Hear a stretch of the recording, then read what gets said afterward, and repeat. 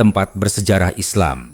Ka'bah, pusat tauhid dan simbol kesatuan umat Islam.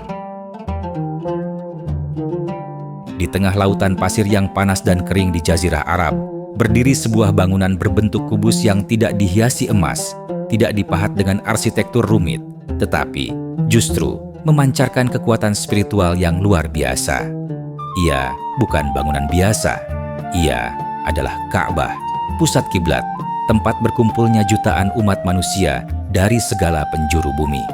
Di sanalah air mata mengalir, hati-hati terpaut, dan jutaan suara memohon kepada satu Tuhan yang sama, Allah Subhanahu wa Ta'ala.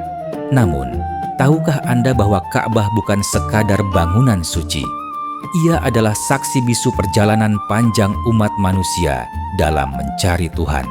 Ia dibangun bukan hanya dengan batu, tapi dengan doa, pengorbanan, dan cinta kepada Sang Pencipta. Dalam kisah ini, kita akan menyelami kembali asal-usul Ka'bah, siapa yang membangunnya, mengapa ia dibangun, dan bagaimana ia terus menjadi pusat ibadah dan simbol kesatuan bagi umat Islam dari masa ke masa. Menurut sebagian ulama dan riwayat Islam, Ka'bah sebenarnya telah dibangun sejak zaman Nabi Adam alaihi salam. Ia dikatakan membangun Ka'bah sebagai tempat pertama ibadah di bumi, mengikuti perintah Allah Subhanahu wa Ta'ala. Namun, setelah masa Nabi Adam dan terjadinya berbagai bencana alam seperti banjir besar pada zaman Nabi Nuh alaihi salam, Ka'bah dikatakan hancur atau hilang dari pandangan manusia. Ribuan tahun kemudian, Allah memerintahkan Nabi Ibrahim alaihi salam untuk meninggalkan istrinya Siti Hajar dan anaknya Nabi Ismail alaihi salam di sebuah lembah tandus. Kisah tersebut tercantum di dalam Al-Quran Surat Ibrahim ayat 37, di mana di ayat tersebut Nabi Ibrahim berdoa kepada Allah, "Ya Tuhan, sesungguhnya aku telah menempatkan sebagian keturunanku di lembah yang tidak mempunyai tanam-tanaman di dekat rumah Engkau, Baitullah, yang dihormati." Ketika Ismail tumbuh besar, Allah memerintahkan Nabi Ibrahim untuk membangun kembali Ka'bah bersama anaknya. Mereka membangunnya dari batu-batu, dan salah satu batu paling terkenal yang digunakan adalah Hajar Aswad atau batu hitam, yang kini masih berada di salah satu sudut Ka'bah. Setelah wafatnya Nabi Ibrahim dan Nabi Ismail, Ka'bah masih dijaga oleh keturunan mereka. Namun, seiring waktu, manusia mulai menyimpang. Kaum Quraisy dan penduduk Makkah mulai meletakkan berhala-berhala di sekitar Ka'bah, bahkan hingga 360 berhala, dan kesucian Ka'bah pun ternodai. Di masa mudanya, Nabi Muhammad pernah ikut terlibat dalam renovasi Ka'bah ketika terjadi banjir besar yang merusaknya.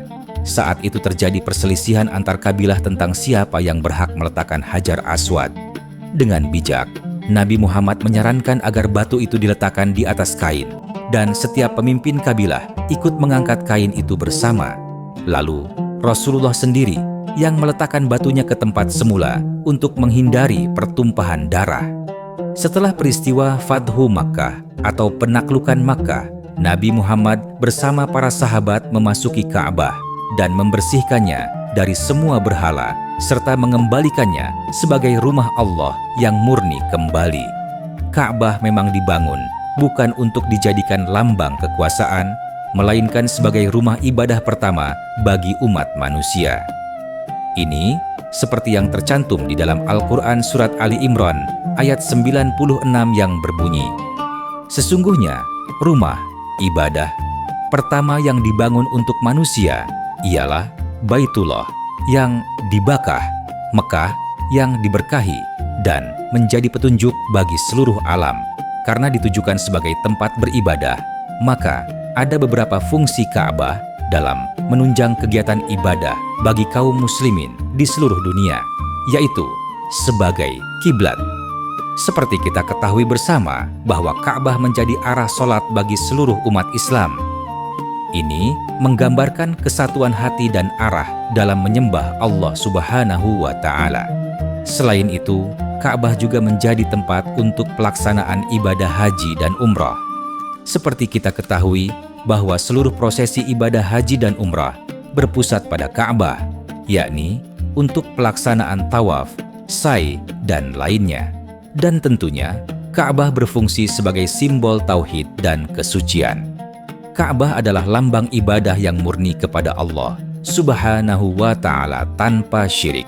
Ka'bah memang bukan hanya sekadar tempat suci, ia menjadi simbol kesatuan di mana umat Islam dari berbagai bangsa dan bahasa sholat menghadap ke satu arah.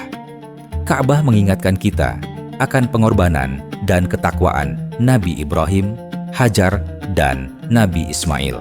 Ka'bah juga menjadi tempat harapan dan permohonan, tempat air mata tertumpah saat tawaf dan berdoa. Dari kisah tempat bersejarah Ka'bah dengan latar belakang pembangunan, kegunaan, dan serba-serbi cerita yang menyertainya, terdapat beberapa pesan moral yang bisa kita jadikan pelajaran untuk kehidupan kita. Seperti yang pertama adalah ketulusan dalam ketaatan membawa keberkahan. Seperti halnya Nabi Ibrahim dan Nabi Ismail yang membangun Ka'bah dengan penuh keikhlasan, maka kita diajarkan lewat kisah ini untuk ikhlas. Yang kedua adalah kesatuan merupakan kekuatan. Ka'bah menjadi lambang bahwa Islam melampaui batas etnis dan geografi. Yang ketiga adalah Ka'bah menjadi simbol dalam menjaga kesucian ibadah dan akidah.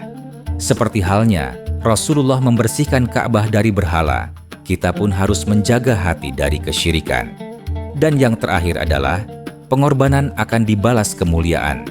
Dari air Zam-Zam hingga Ka'bah, pengorbanan Siti Hajar dan Nabi Ibrahim menjadi berkah bagi seluruh umat manusia. Ka'bah bukan hanya pusat geografis ibadah, tetapi juga pusat kesadaran spiritual. Ia mengingatkan kita bahwa meskipun kita berbeda dalam warna kulit, bahasa, dan budaya, kita adalah satu umat dengan satu tujuan, yaitu mengabdi kepada Allah Subhanahu wa Ta'ala. Ka'bah terus menjadi titik temu antara langit dan bumi, sebuah tempat di mana dunia berhenti sejenak dan manusia kembali kepada fitrahnya. Semoga kisah ini dapat menyadarkan kita bahwa setiap sujud, setiap langkah menuju kebaikan adalah bagian dari warisan agung yang pernah ditanam oleh para nabi. Dan semoga kita menjadi bagian dari mereka yang menjaga dan merawat warisan itu, bukan hanya dengan ziarah fisik, tapi juga dengan ketaatan hati. Amin. Ya Rabbal Alamin.